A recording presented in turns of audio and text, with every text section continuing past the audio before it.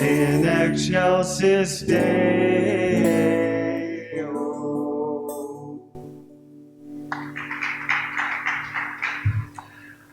Well, this is an exciting Sunday. I want to say and give tribute to Tracy Odom, who had the idea, what if we did Christmas stories in honor of the holidays? And I took it, and that's what we're going to have today. So we've got a wonderful team, and we've got 3 different stories, and it is still an expression of hope and faith. And you'll see that by hearing these stories. And right from our Advent booklet, we have this from Reverend Bronte Colbert, page 14. Advent starts with hope and faith. It feels like cleansing and renewal to me, letting go of worry, doubt, or less than positive experiences of past holidays. Advent can be a time to reignite hope, to lean on faith, to open ourselves to the sacred beauty of Christmas. That's really easy to do from our spiritual perspective. On the human perspective, Christmas can seem like a lot of deadlines and things to wrap and got to get it in the mail by this day or it doesn't get there, and if you know what I mean. But that's not the Christmas we're talking about today. Actually, a whole month long, that's not what we're going to talk about. We're talking about this spiritual Christmas, which is our Christmas Mass. It's our Christ renewal. It's our opening to that expression, that light that gives us all that we need. It's quite beautiful. And in order to do that today, we have a special journey. And it's going to involve several other people on the platform besides me. So I'd like to invite up Tracy Odom. Hello, everybody. Okay. Old Pierre's Christmas Visitors by Fiona Waters. This traditional French folktale is a reminder that Christmas is a time to think about those who are poorer and less fortunate than ourselves. The story has attracted many writers, including the greatest Russian writer of all, Leo Tolstoy, who wrote a version called Papa Panov. In Fiona Waters' retelling, old Pierre has a dream in which Jesus promises to meet him on Christmas Day. At first, there's no sign of Jesus, only of people who have fallen on hard times. As the old man tries to provide them with some comfort and relief, we begin to wonder whether he is ever going to meet his longed-for Savior. But there's a pleasant surprise in store for this warm-hearted man. Old Pierre stood up slowly.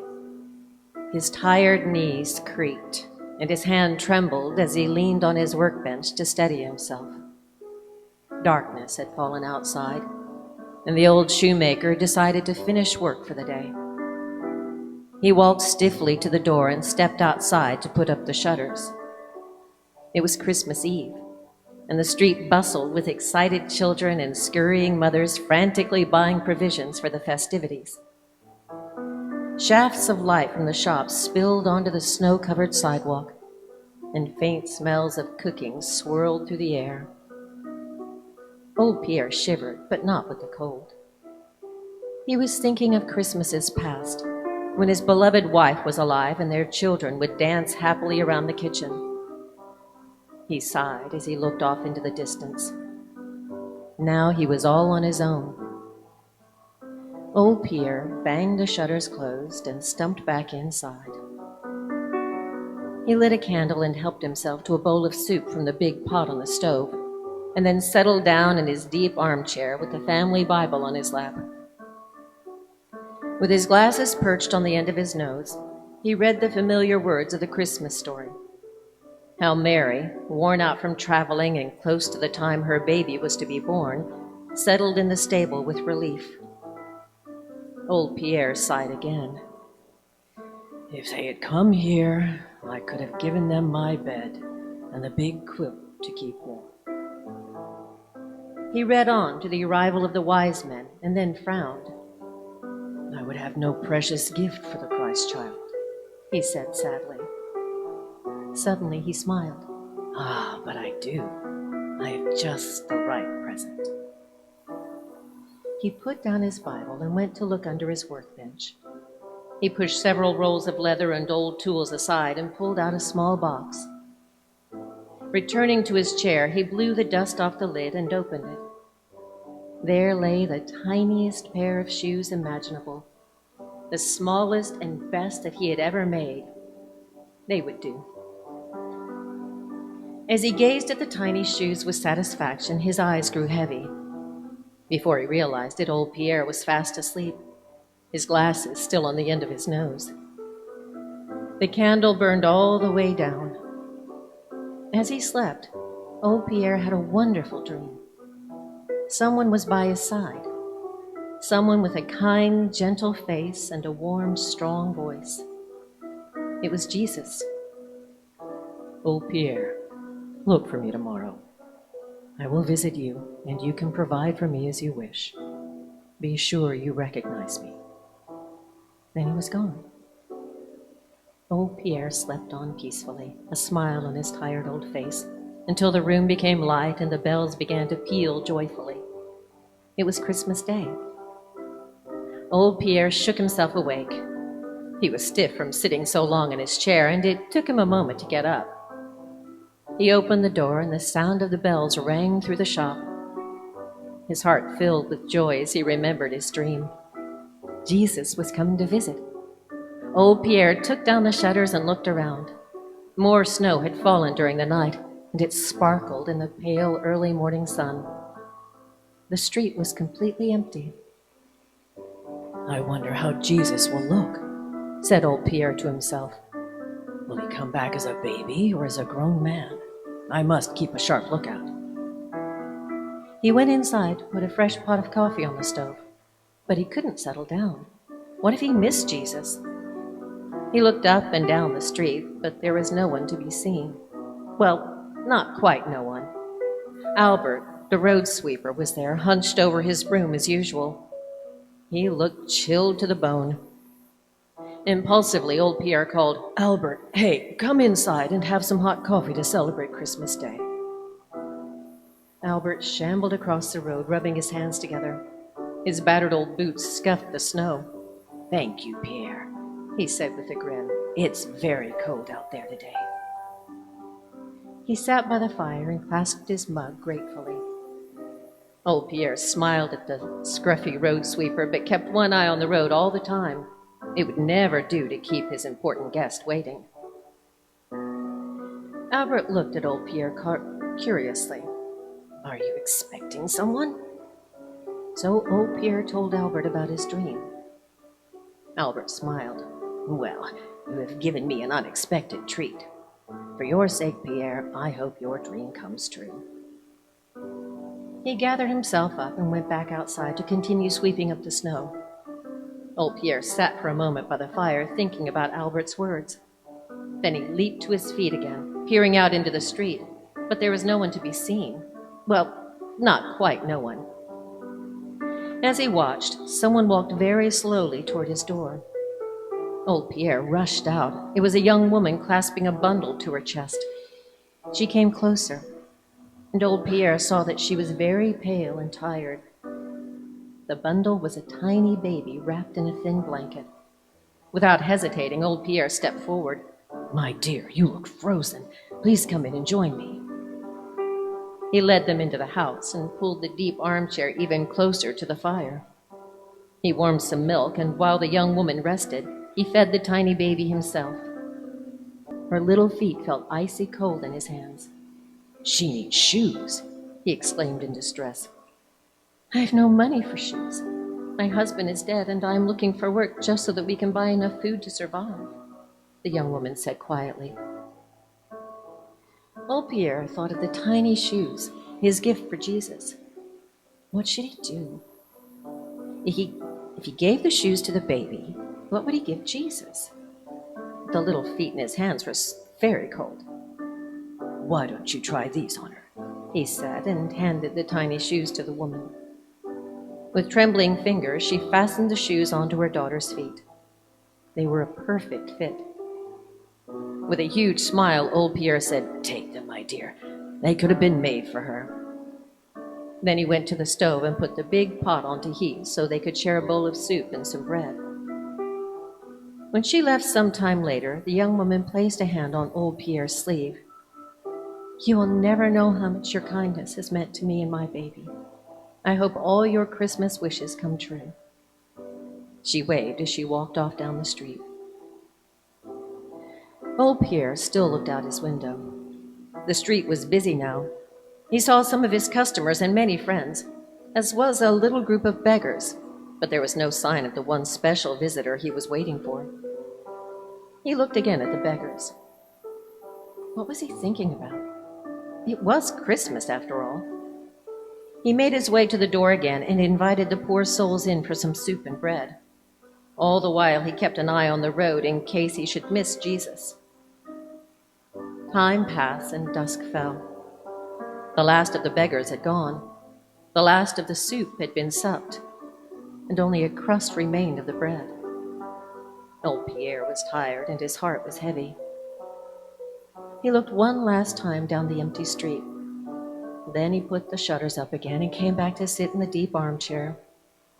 He looked sadly into the heart of the fire. Jesus had not come. It had just been a dream after all. His eyes misted with tears. A soft, strange light filled the room. A voice said, "Did you really not see me, old Pierre?" It was the warm, strong voice from his dream. It was the voice of Jesus. "I was hungry and you gave me food. I was thirsty and you gave me something to drink. I was cold and lonely and you invited me into your house. I was barefoot and you gave me shoes. Did you really not see me, old Pierre?" The voice asked again. Old Pierre knew this time that this was no dream. Jesus was here in the room with him. To his astonishment, old Pierre saw a procession pass by his chair. First came Albert the road sweeper, then the young woman with her tiny baby, and then the troop of beggars. "I was here today in everyone you welcomed into your house," said Jesus. "By helping them, you have indeed helped me." Then there was silence, and the room was still. Old Pierre thought his heart would burst with joy. "He did come after all," he whispered.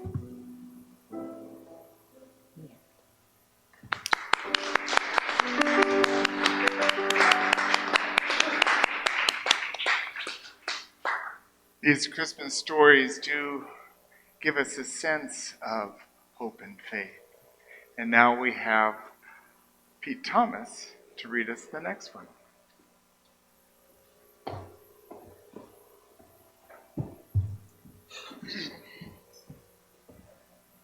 Morning, everyone. I'm going to recite a short story for you. It's called The Cowboy Night Before Christmas, written in Israeli by James Rice. 'Twas a cold Christmas Eve on the southwestern plain, and the north wind was blowing through a broken window pane. In that sod shanty shack, far from home, warmth and care shivered two lonely cowboys, such a scraggly pair. They crowded the fireplace where the flames flickered low from smoldering embers that heated way too slow. Then a knock on the door and a bang on the wall. Over the sound of the storm, they heard a voice call. "Please open the door and let me come in. I'm near froze to death and chilled to my skin." The door was unbolted and then opened wide, and a fat little old man jumped quickly inside. There was frost on his whiskers and ice hung on his nose. He shivered and shook from his head to his toes. In spite of discomfort, he didn't complain. His expressions were jolly. And he paused to explain. I was moving this cargo and making good time. I'd covered the country from the desert to the pine. Till I crossed the border to this panhandle and a southwestern norther commenced stirring the sand. The temperature dropped more than 100 degrees. My team soon fled north where they'd be less likely to freeze. The old cowman had doubts about the strange little man, but in southwestern tradition, he put out his hand. You can shake off your boots. You're welcome to stay, or we can help you to be on your way. The answer came quickly with a twinkle of an eye. I got many a mile yet before the sun hits the sky. Could you find me a team? I gladly will pay. Then point my nose south and I'll be on my way. The only critters we have that could pull a full load are the ornery longhorns, and they'd have to be showed. They made an odd threesome as they went out to the range. The old cowhand, the youngster, and the old man, so strange. They saddled 3 broncs in the dark freezing night. With cold, stiffened fingers, they made the cinch tight.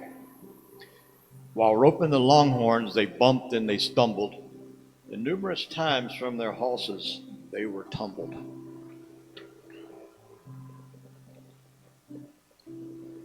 It took all 3 working an hour or more to hitch up the wagon in 2 rows of 4.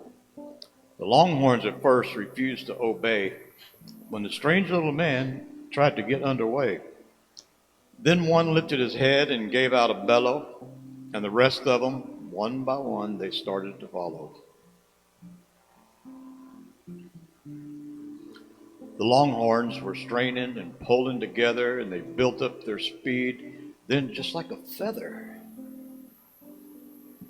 on a strong gust of wind, their feet gave a bound. The man, the wagon, and longhorns all at once left the ground. The old cowboy and youngster stared up in surprise. A trick of the storm. Too much wind in my eyes. Those were their thoughts as they looked into the sky. Any fool knew darn well that such things just can't fly. The young cowboy grumbled as they moved toward the shack, but the old one, he stayed quiet, pert near all the way back. They reached the sod shanty, and they opened the door, and they couldn't believe what they saw on the floor.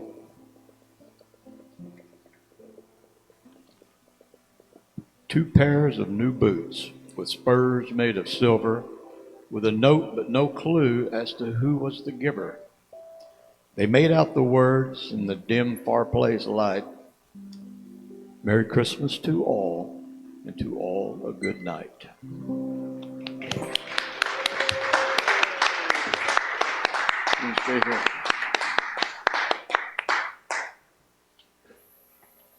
I love a good story, and it's wonderful to have this as our expression today.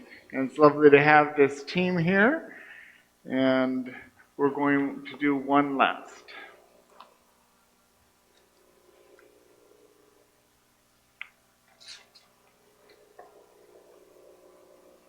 We are the Unity Chamber Readers. We are delighted to share with you now this true story based on the extraordinary incidents between British and German soldiers while stationed on the front line in France during World War I on Christmas Eve, 1914. We offer this Reader's Theater, which is titled The Christmas Truce by Aaron Shepard. I would like to introduce our cast. This is Gary playing Andrew, Pete playing Philip, Tracy playing Tom, and I'm Cynthia playing John.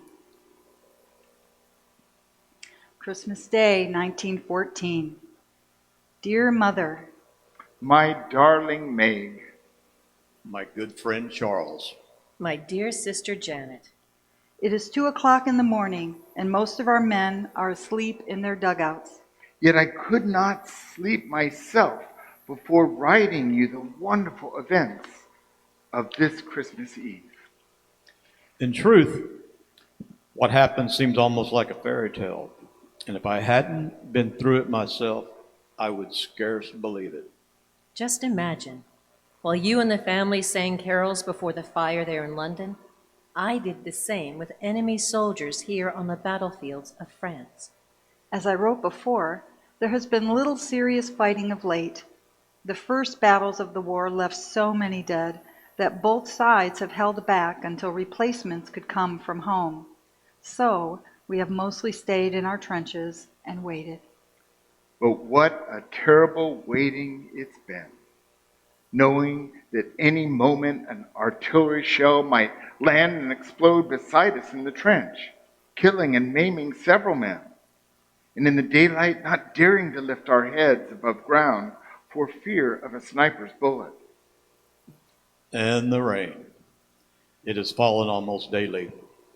Of course, it collects right in our trenches, where we must bail it out with pots and pans. And with the rain has come mud, a good foot or more deep. It splatters and cakes everything and constantly sucks at our boots.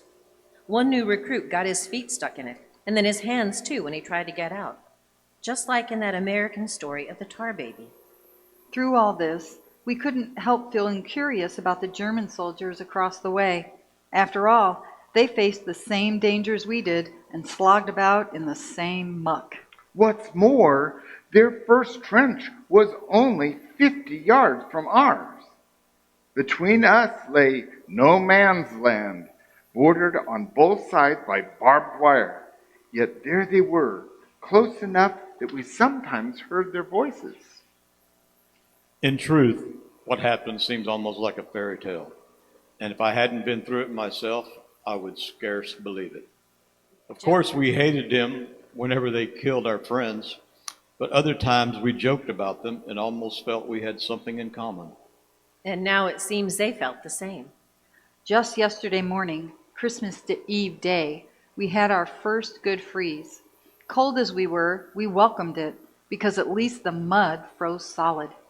Everything was tinged white with frost, while bright sun shone over all. Perfect Christmas weather. During the day, there was little shelling or rifle fire from either side, and as darkness fell on our Christmas Eve, the shooting stopped entirely. Our first complete silence in months.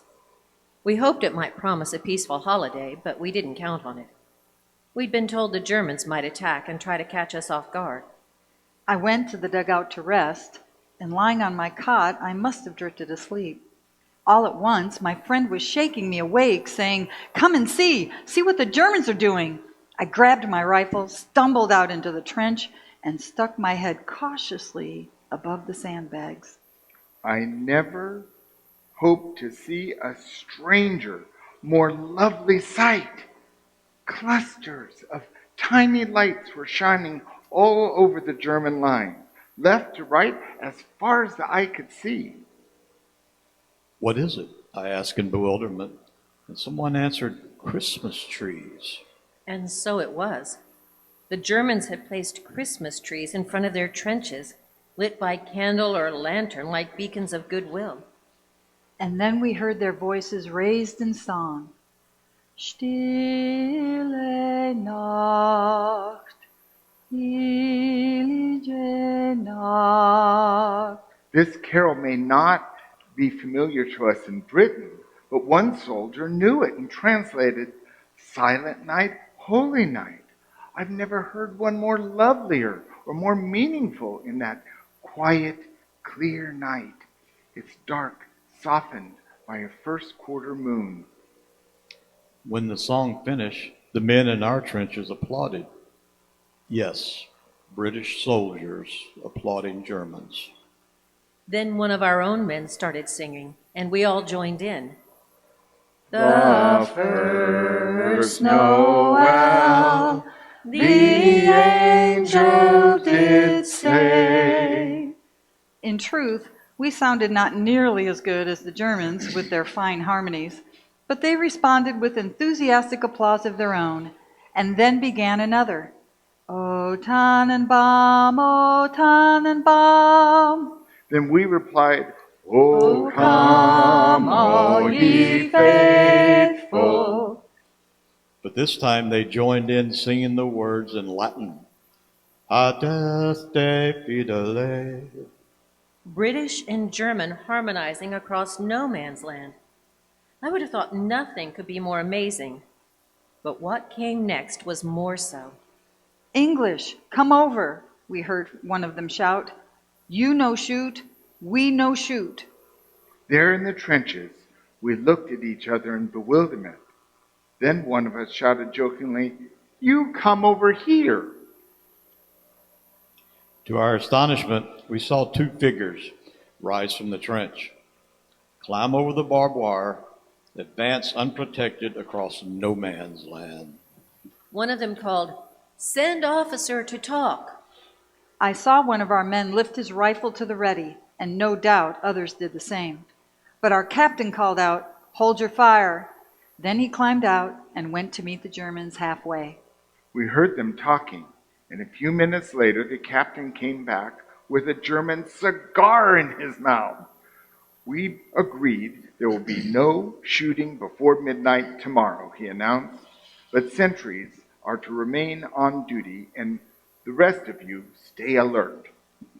Across the way, we could make out groups of 2 or 3 men starting out of trenches and coming toward us.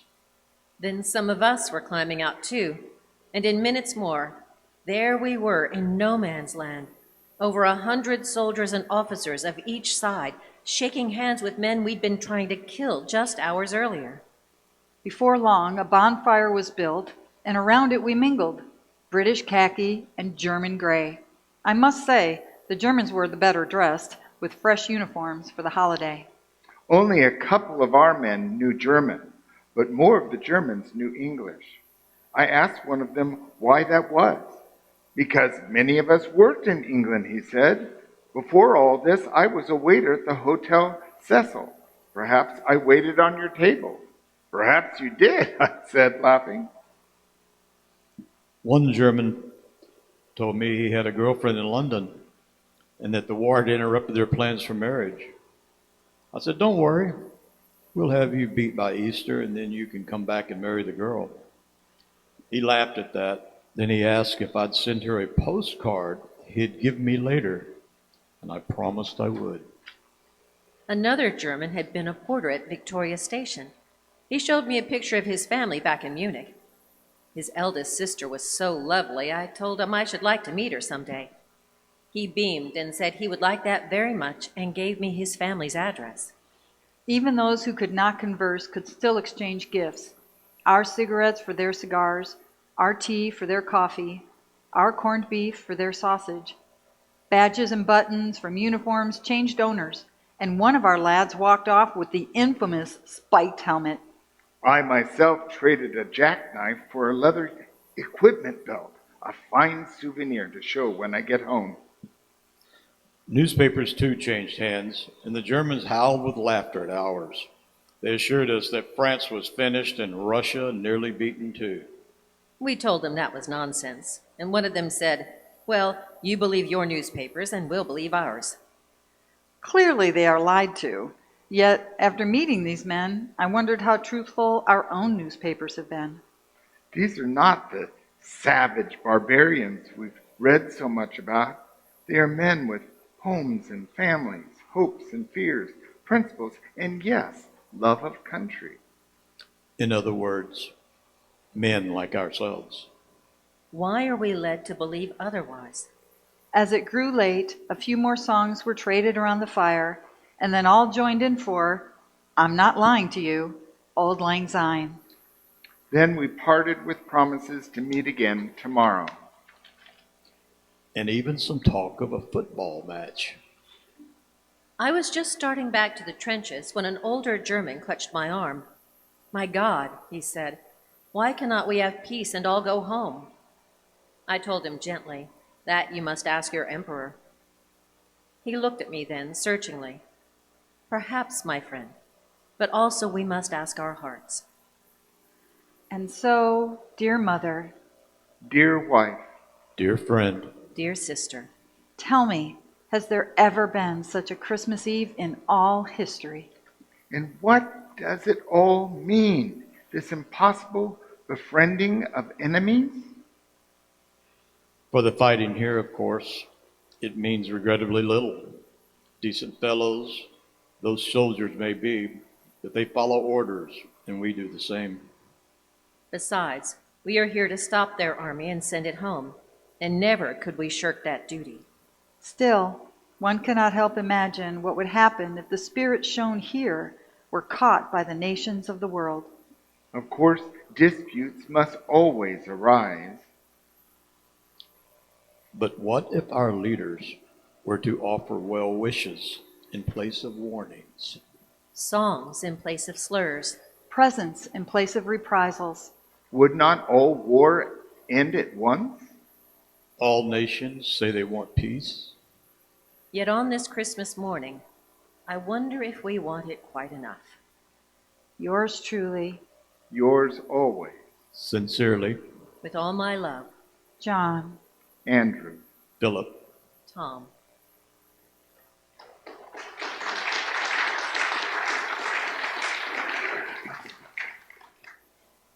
In Scripture, Matthew 21:22, whatever you ask for in prayer with faith, you will receive. And as we've heard from these beautiful stories, faith is always ours. We have all the faith we're ever going to have is already our inheritance. All we need to do is turn to it. And this week I ask you to join me in this personal exploration to pray and meditate daily. It's a great way to presence and establish the now moment in your life. The second is focus on positive expectations. We know what it's like to focus on the negative ones.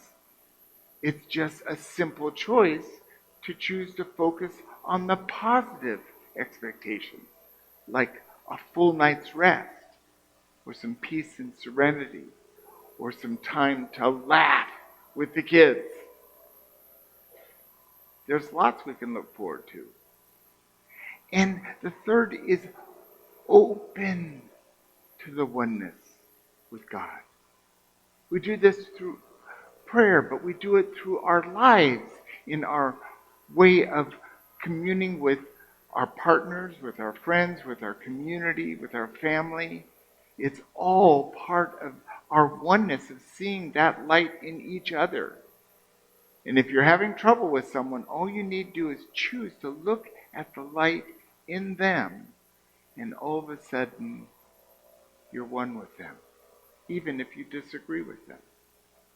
Which, the fourth one, let go of fear and affirm your faith and hope. Let go of the fears. Let go of the sadness. Let go of the anger. It's going to happen, but we can let go of it and affirm our knowingness, our faith, our hope in all that is. And the last, give thanks for this moment. If we can give thanks, truly be grateful, we can't have despair in our heart. We're kind of single-minded. Fear or love? Fear or love? And it's our hope and faith, this beautiful light, that we can remember to guide us to that place of oneness with God. And that's our hope and faith for today.